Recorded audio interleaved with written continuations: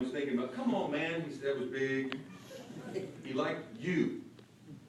I said, good, do something. You. I said, Louis, come on, you. And it was a rebuke. Just you. That was it. I'm sorry, that was a big one. And when I left here, he was a Vanderbilt fan, and as I came back, I kept seeing these UK shirts and UK hats and UK this, UK that. I'm like, what in the world? And I thought Mickey did it, but where's Mick? I can't see him too far. Where you at, Mick? But I guess it's Corman. Is that right? Is that what you said, Coach? Yeah. Was it Corman that did that? Yeah. So I said, what's wrong with you, man? Take that shirt off. So who's your favorite team now? Tucky? Okay, Tucky, all right. That's what you say, that's what we'll do. Joe Monica, think of Joe Monica and he and Lou going round and round. I think he spent more time in Mickey and Leo's room than anybody's when I was in school. Does that sound right, PT? I think he spent more time there. I don't want to say more than I've already said about that. Rusty and he have been buds for so long. But Louis Payton was not my friend. Louis was more like a brother. He was so much more than a friend. It's hard to find good friends. If you have two or three, really, really good friends, you can call anytime, night, day, they're hard to find. And sometimes your own family aren't in that circle. But Louis, I don't know what to call him, but he was more than a friend. He was like just a dear brother to me and so many other Cumberland student athletes. He was not a friend to Coach Hunt. He was more like a son. He was ultra loyal to Woody. Ultra loyal. One day, Louis would travel on the baseball and the basketball bus, and we had, I don't know what kind of game, exactly what happened, but I was sitting there, and Louis and I were sitting here, and Coach Hunt had his back turned there, looking that way, but I wanted Coach to hear this. I said, Louis, you got to talk to Coach Hunt, man. We're losing basketball games, and I think I think Coach just doesn't know what to do. I think Coach needs some help. So, man, can you talk to Coach and maybe see, he just don't know what to do. And Louis said, he needs better players. Boy,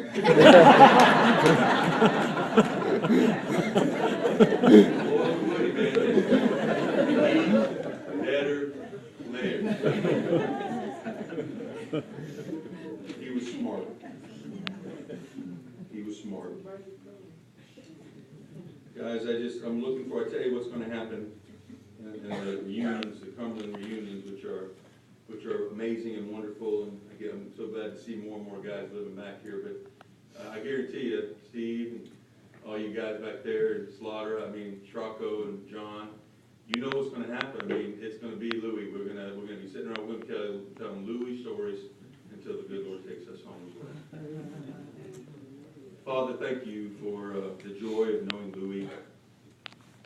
I would like to be more like him in many ways. He was a difference maker and so kind, and just his influence is immeasurable, and his character is difficult to define. But he had it, whatever it is, he had it. He had that magnet personality that made you want to hang out with him, that was glad to see him. And you gave him to us, Lord, and you gave him to us, as Brother Owen said, exactly the way you wanted him to be. And I pray that you would comfort his family and that we would keep his memory alive. He was an honorable man in so many ways. I pray that today, in some small way, we've been able to honor him adequately. Thank you for the gift of Louis Payton, to me, to this city, this county, to the students, faculty, to so many people. Thank you for him, in Jesus' name. Amen.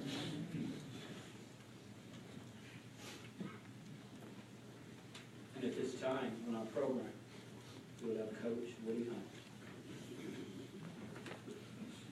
Thank you. Well, before I get started, I just wanted to recognize this room is full, but we had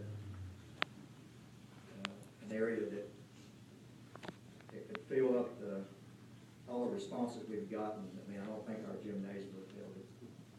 The crowd today we had. I asked my son Scott to do a Facebook thing. I don't know how to do that, but he did. To give the progress of Louis from when he got sick and went to the hospital, and he did that daily and until after he died. He had over 700 Facebook responses, I believe. That doesn't count all the many phone calls we've had, text messages, and emails. If I had to guess, if all these people were added up, just from Cumberland people, the gymnasium would not hold that crowd. That does not include the responses that John's got and some of you have got about Louis from all over the country. It's been an amazing few days, the responses. And all those people have stories to tell about Louis on the Facebook, a response. And all of them wanted to be here, but they couldn't. So I just want to share that with you, and I just can't thank the people enough. And the last 2 weeks, I've had an opportunity to reflect a lot and talk to a lot of people about Louis. I want to bring up 3 people that haven't been mentioned that I just think need to be. Bobby Moore, cafeteria. We've had a special friend of Louis, and we spent so many good times down there with Louis eating. Me and Bobby and Louis, we pull pranks on each other. And, you know, it was just amazing what Bobby meant for Louis and what Bobby's meant to the family. And what he means to all the athletes who we cook for and all that. And Brownie, I saw Brownie here, I think he is. Saw him yesterday. Told me a story about him growing up straight over from Louis when he was a little boy. And that was just heartwarming to hear that. Thank you, Brownie, for sharing his young life with me as you got older. Then Randy at the barbershop, can't leave him out. My goodness. Me and Randy talk about Louis almost every time I get a haircut, and it's not too often. Randy just recently went by there. I said, Randy, he's not doing too well. I don't know if he's going to make it. We started talking. Randy was telling stories about Louis going to get food. Not making it back sometimes, all of it, you know. And some other stories. And thank you, Randy, for what you meant to Louis and the family. And Randy looked back a lot longer than I did with Louis. But I want to thank the family, Johnny, Michael, and Billy, for asking me to speak. There's been many people that could be up here besides me to talk about Louis. He had many special friends, and I'm just one of them. But he was my friend, you know. And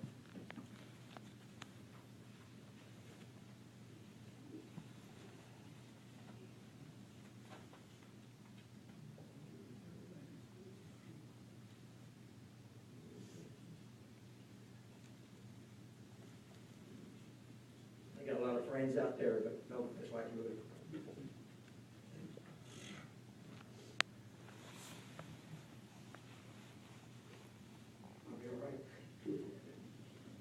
He was a friend to everyone.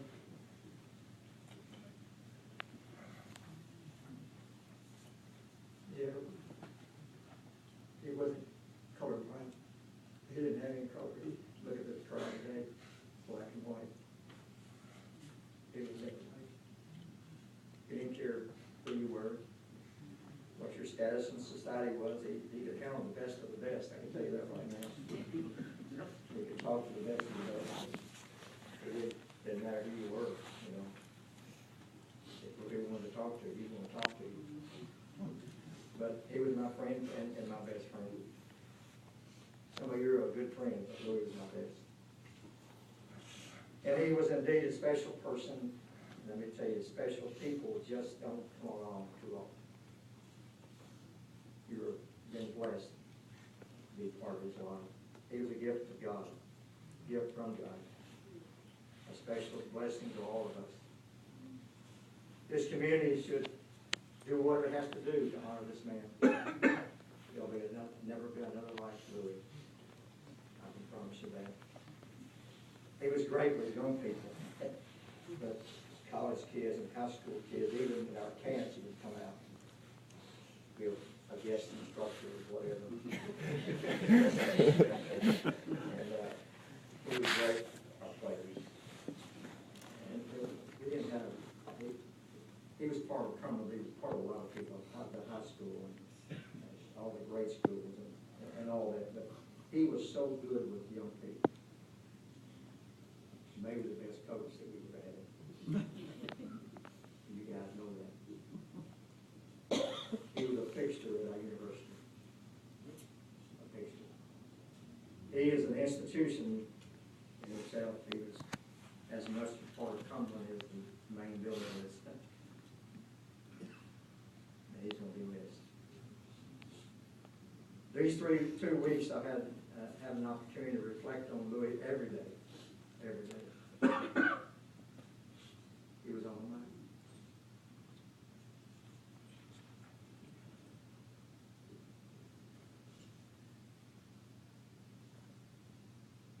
And I thought about him and his special life that he had. And I come to these conclusions about Louis, and I'll share it with you and maybe tell a story or two with him. Number one, he had more impact on people than anybody I've ever known. Now, I've been around coaches and athletes, preachers, teachers, presidents of universities, a lot of good people. Louis had more impact than anybody I've ever known. More impact. I could call up some businessmen, some lawyers, some doctors. Dr. Franklin coming up and here with us. Louis had a major impact on me. They call up coaches and athletic directors. We have a former athletic director, Pat Lawson, and our current athletic director, Ron Patton, here today. Louis had a major impact on me. Coach Walters is here. He had more impact than anybody that I've ever known. He loved everyone. He treated everyone the same. The same. And we can learn that from Louis. There's a lesson to be learned today as we study, if we reflect on Louis' life. We can learn some lessons from him. I have. And Louis he treated everyone the same.